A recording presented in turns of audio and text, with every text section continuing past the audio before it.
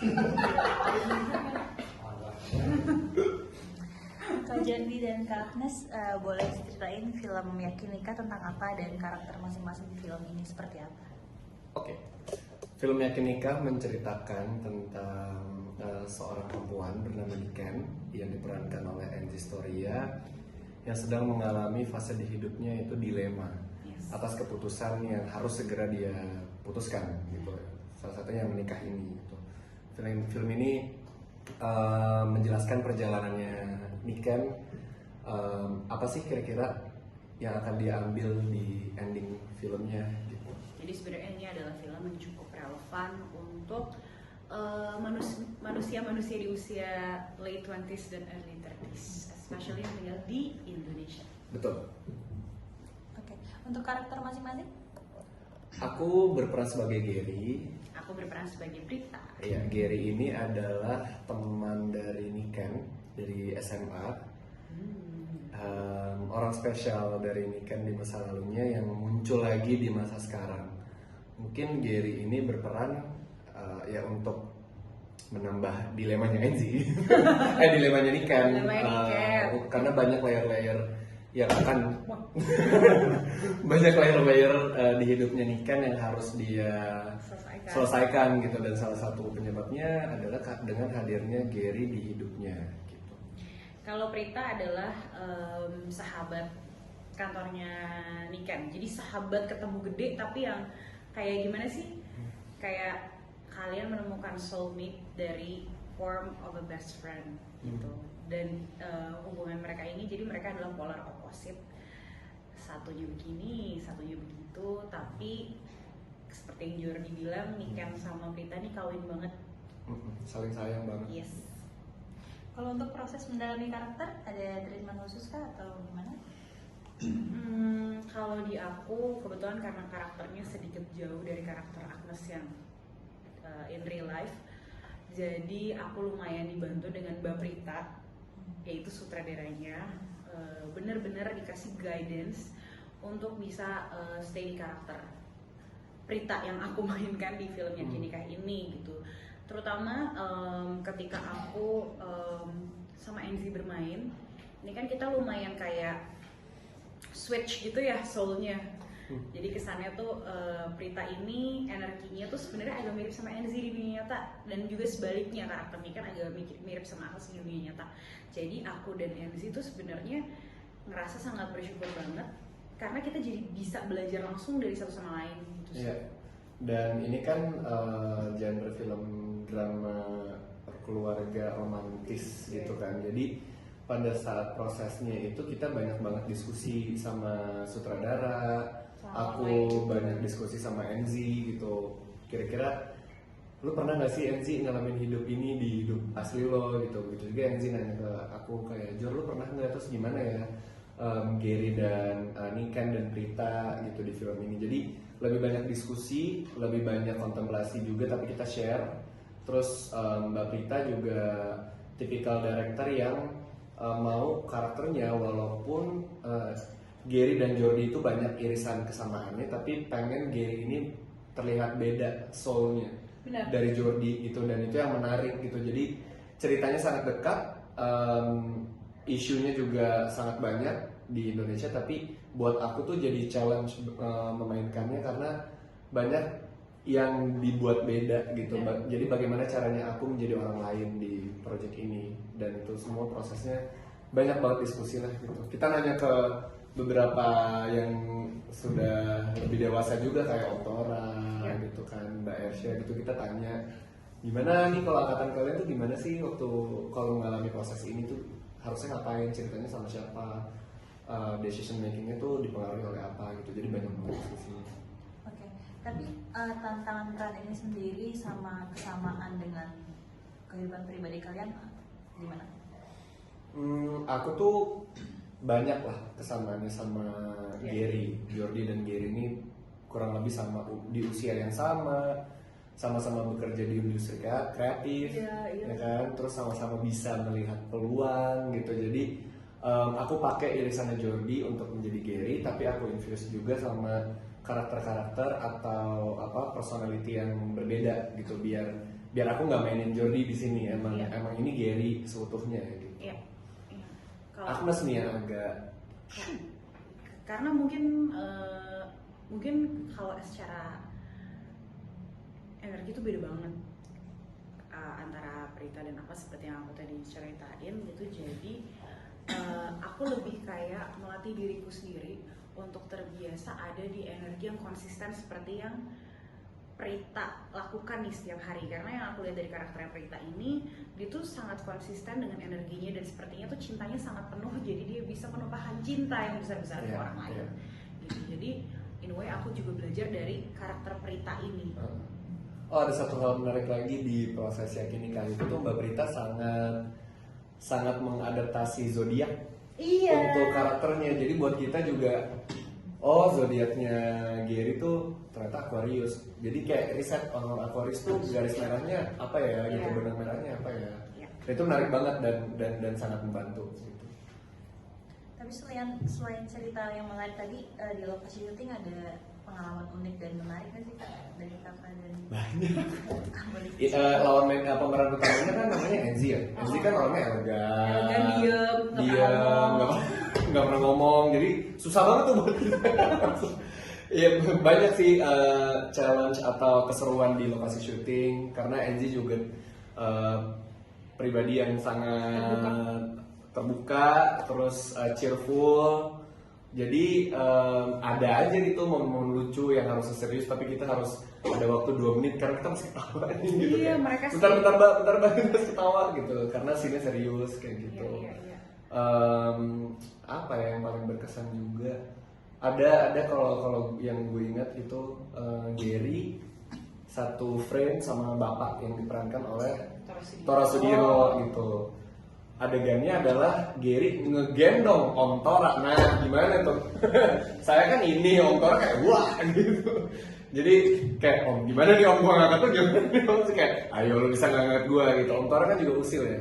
Iya. Ya jadinya seru dan lucu yang bisa kalian tonton nanti deh di tanggal 9 Oktober. Kayak gitu. Oke, tapi seberapa relate kehidupan kalian sama cerita Yakinika ini? Ada nggak sih perasaan kayak yakin gak nih nikah, perempuan itu gitu? Oke, mungkin nggak plek-plek konteksnya sama gitu ya, tapi lebih kepada challenge-nya gimana caranya suara kita sendiri itu nggak kedominate sama suara-suara dari luar. Tuh. Dan itu kan ya namanya orang bilang hati kecil berbicara gitu, tapi kayak iya kita tahu Gut hati kecil feeling berbicara gitu. gut feeling. Cuma terkadang tuh di dunia yang seperti sekarang ini yang sangat chaotic and very noisy, kadang-kadang kita jadi nggak bisa bedain nih mana yang suara gue sendiri, mana yang suara dari orang lain gitu. Jadi apalagi sosial media yang kayak terus-terusan ngasih lo informasi gitu ya. Jadi itu sih menurutku relevansi terbesarnya dari film ini terhadap aku sendiri. Iya betul, sama kurang lebih bukan cuma soal mengambil keputusan nikah atau tidak, tapi bagaimana dinamika yang ada di dalam sini gitu, dinamika nikah bersama keluarga, nikah bersama teman, itu tuh sangat relate dengan kehidupan kita gitu. Keluarga kita ngomong A, teman kita ngomongnya B, tapi kita maunya Z gitu, jadi waduh gimana nih gitu, pusing, peer pressure, dilema semuanya, kegalauan dan kegundahan itu sangat relate dan di film itu ngasih banget jawabannya gitu. Jadi ya alasan aku ngambil project ini tuh karena relate dan menjawab beberapa isu-isu yang ada di dalamnya gitu. Kayak tutorial. Tutorial bener. Tapi pelajaran apa yang akhirnya kalian bisa ambil dari peran Yakinika? Peran kita masing-masing? Iya. Oke, wow. Wah, mungkin itu kali ya. Ketika dapur cinta, seperti yang aku bilang tadi, Prita itu kayaknya dapur cintanya tuh udah sangat penuh. Jadi dia punya energi dan toleransi untuk memberikan cinta yang besar kepada orang-orang di sekitarnya, nggak cuma keluarganya doang gitu, sahabatnya gitu. The things that she can do for her friends and her loved ones gitu.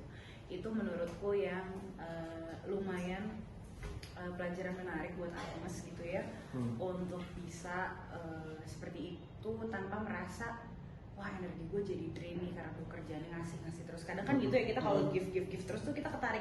Nah tapi Prita tuh enggak, she keeps on giving, tapi kok orang ini malah jadi semakin tumbuh menjadi orang yang lebih bahagia gitu ya. Betul. Kalau aku, yang aku bisa belajar dari Gary, mungkin Gary juga harus belajar dari kisahnya di Yakinika gitu. Kayak nggak ada asap kalau nggak ada api, nggak ada gula, nggak ada semut kalau nggak ada gula gitu. Jadi emang apa yang lo perbuat itu yang akan lo tuai gitu. Nah itu yang akan kalian saksikan nanti Gary gitu. Nggak boleh nganggap remeh, nggak boleh nganggap gampang. Semua yang lo lakukan itu akan ada konsekuensinya gitu. Dan itu yang gue pelajarin dari karakter gue gitu. Kayak oke, ini semua bukan salah orang lain tapi ada lu yang turut andil. Iya, kayak it takes two to tango. Betul, gitu ya. betul. Jadi ya banyak itu pelajaran dari Gary, tapi banyak banget juga pelajaran-pelajaran lain dari setiap karakter-karakter di film ini. Iya, gitu. iya. Dari adik, dari ibu. Dari ibu. Karakter ibu tuh juga. Parenting di sini juga tutorial parenting, ya kan. Dan filmnya juga nostalgic banget. Iya, kalau nanti kalian tonton di bioskop tuh kayak kok vibe-nya kayak kita nonton film-film romcom tahun 2000-an tahun 2000-an awal ya, dengan soundtracknya, dengan dinamika yang ada di dalamnya, opening scene-nya gitu. Jadi seru deh, banyak banget belajar dari film ini.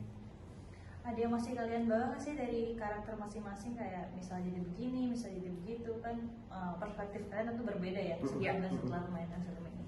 Iya, itu tadi. Kalau menyalurkan cinta itu sama dengan mencintai diri sendiri. Itu Masih lo bawa ya? Masih aku bawa sampai sekarang dari Prita. Kalau gua ada sih kayak pentingnya punya safety net, pentingnya punya ring satu gitu. Karena ketika lo lagi gundah, ketika lo lagi menemukan di kehidupan gitu, peran-peran orang di sekitar lo inilah yang akan membuat lo tetap kuat gitu. Apapun isunya, apapun masalah yang ada. Jadi sampai sekarang ya safety net nomor satu sih, support system Benar. Terakhir, harapan apa dari penonton yang bisa mungkin nanti habis nonton film ini penonton bisa begini begitu, harapan kalian sebagai pemain? Harapannya semoga pertanyaan-pertanyaan yang sudah bertengger lama di otak kalian terjawab sehabis nonton film Yakinika. Iya, itu simple banget sih. Pengen ya semoga menemukan jawabannya. Of course semoga terhibur. Yes. Di era sekarang yang berita apa kayak nggak mengenakan hati. Semoga setelah nonton Yakinika tuh sedikit terhibur, memberikan warna lagi di hidup kalian setelah nonton ini, dan ya of course menemukan jawaban dari semua kegundahan yang ada. Oke. Pertanyaan terakhir intermezzo, kalau buat Kak Agnes dan Kak Jordi, apa sih alasan kira-kira orang tuh jadi takut nikah, jadi ragu menikah gitu? Halo? Halo Naiman. Alasan kenapa orang jadi takut nikah? Kalau menurut Kak Jordi dan Kak Agnes pribadi? Dulu. Menurut aku ya, sebagai aku yang juga sedang mengalami fase usia itu. Usia apa sih kalau? Usia itu sesimpel dan sefatal sebetulnya belum mengenal diri sendiri sih.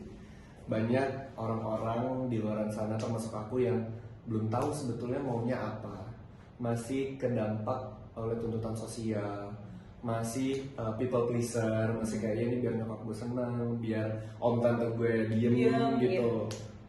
Jadi belum mendengarkan sebetulnya kayak ya kalau emang belum mau nikah masalahnya apa gitu, daripada menikah terpaksa dan kurang happy, nggak bikin happy gitu, mendingan sendiri tapi bahagia gitu. Jadi emang harus benar-benar digali, lebih didengar lagi dirinya sebetulnya maunya apa sih. Itu yang menurut gue alasan kenapa masih banyak orang-orang belum mau menikah, karena masih mau kenalan dulu sama dirinya. Iya, dan itu sebenarnya udah sangat dirangkum. Tapi mungkin yang bikin takut juga adalah kan banyak orang belajar dari pengalaman-pengalaman masa lalu yang dia laluin. Mungkin banyak orang-orang yang lahir di keluarga yang dinamikanya tuh kurang fortunate gitu, jadi dia menjadikan itu adalah oh ini orang tua gue, berarti ini adalah menjadi realita gue juga, padahal kan belum tentu Betul, begitu ya, betul, pasti kan betul. garis tangan orang kan beda-beda Ya. gitu, dan sebenarnya kita punya pilihan untuk kayak kita mau partneran, that's why it's called life partner, Ya. karena kita harus ada timbal balik gitu, bukan timbal balik ya, apa ya, harus kayak berdansa gitu, Iya, aksi-reaksi. aksi-reaksi segala macam, two sided gitu, jadi ya mungkin yang bikin takut itu ya, karena mereka percaya bahwa realita yang mereka lihat dari mereka kecil sampai mereka dewasa itu adalah realita yang akan mereka create juga di kehidupan mereka, Iya. pernikahan mereka, padahal Kayak kan ada beberapa yang pengen memutus rantai, iya, cycle, apa ya namanya ya? evil cycle itu Circle ya, of pokoknya life yang kayak menurut dia gue gak mau nih ntar gue punya anak kayak gue ya, gitu-gitu. balik lagi menurut aku lah, at least solusinya adalah pertama kenalan sama diri sendiri dulu. Kalau memang lo nggak mau ya udah berarti enggak, tapi jangan sampai kita tuh jadi punya pessimistic view of Iya. life. Jangan lupa juga untuk konsultasi, jadi dapat point of view yang lebih objektif juga dari orang lain gitu. Benar, karena pilihan ya memang harus balik lagi ke diri kita sendiri. Jangan sampai kayak gue milih gak nikah, nanti gue dijudge. Enggak. At least for us, Iya. enggak. Choose your happiness aja. Choose your happiness, choose your own battle. Betul. Oke, boleh terakhir promosi film mereka? Oke, buat semuanya yang sedang gundah, yang Iya. sedang bingung mau menikah atau tidak, keyakinannya sudah sebesar apa atau sekecil itu, nonton film Yakin Nikah yang akan tayang tanggal 9 Oktober. Semoga kalian bisa menemukan jawaban-jawaban dari kebingungan kalian. Semoga kalian merasa dipeluk. Dan bikin kalian gak merasa sendirian. Yes. 9 Oktober di bioskop kesayangan kalian. seluruh Indonesia. Oke, terima kasih Kak. Terima kasih. Tinggal